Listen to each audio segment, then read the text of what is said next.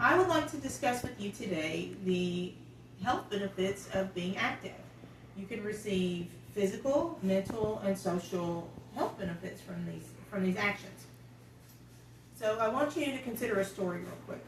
A mother had a child, and she was born with a genetic condition, and this genetic condition it's called Noonan syndrome.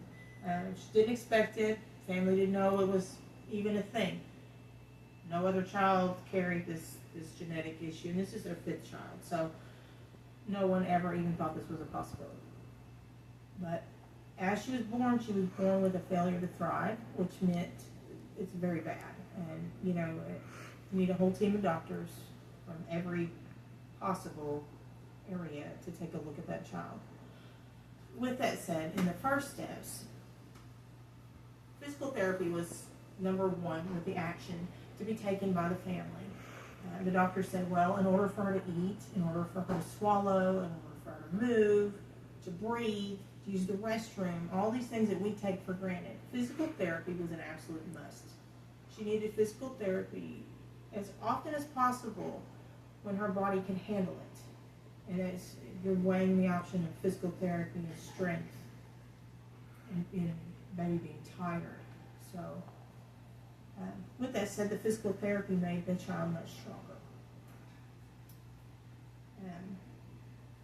In the Journal of Nutrition and Education, it explains that being informed of how exercise can make a difference on our overall health allows us to make exercise choices wisely. For example, the physical therapy that she needed was an absolutely necessary choice for her to become healthy. These choices would be based on an individual basis. Each person would receive the care that they need.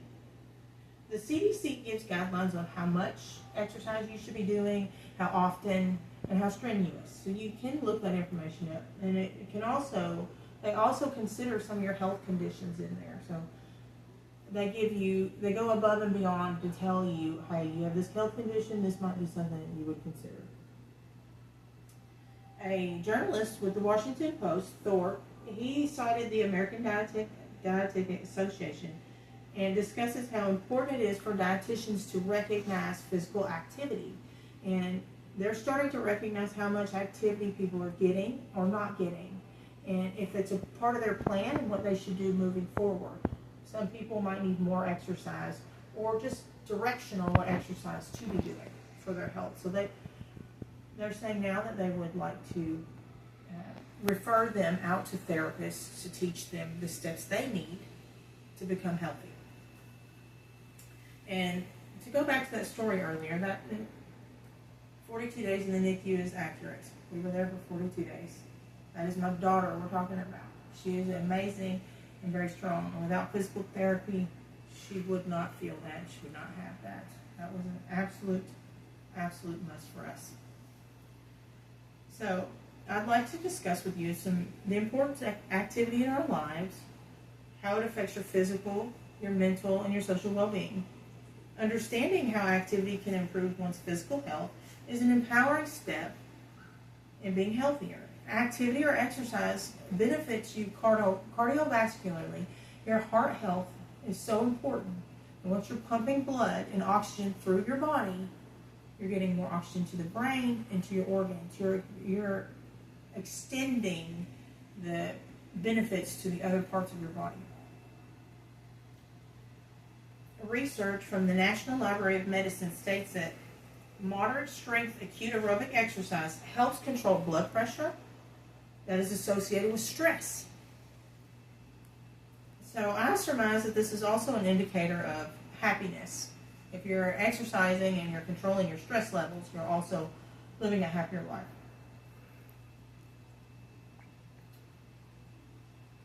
In response to chronic exercise, the heart and other tissue organs will also be benefited. Physical activity allows us the ability to live longer lives. Dr. Baines with Allina Health discusses how inflammation is an issue in aging. And exercise actually combats aging. So it combats the inflammation that you're having. It can extend your life. Let us consider now how you've extended your life through exercise. I bet you all want to enjoy the moments more. I know I would. If I could have lived a longer life, I don't want to be miserable. So another way physical activity helps our health is to allow us to enjoy those moments through our mental well-being. Being active causes receptors in our brain to release certain chemicals that actually make us happy. They bring us a sense of happiness. The NICE Guidelines for Depression recommends a structured, supervised exercise program 3 times a week.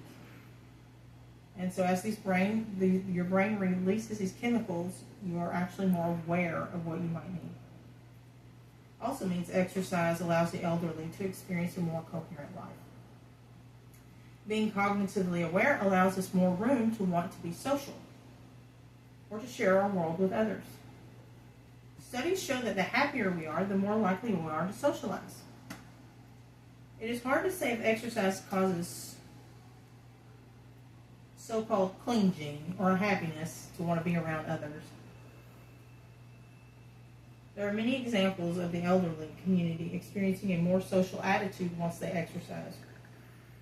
And if they have a heart defect or any other health condition, similarly, like my daughter, the physical therapy or being active improves their health. So let us take into consideration what we have learned and the impact that activity has on our physical, mental, and social well-being. I could not have expected a better outcome for my daughter without physical therapy. It was an absolute must. I would hope that we can all take a stance for action, especially with how we've learned what physical activity can do for us emotionally, mentally, physically, every aspect of our life. When we notice our health degrading, a depressing mood, relationship issues, we can create a change within our own activity first.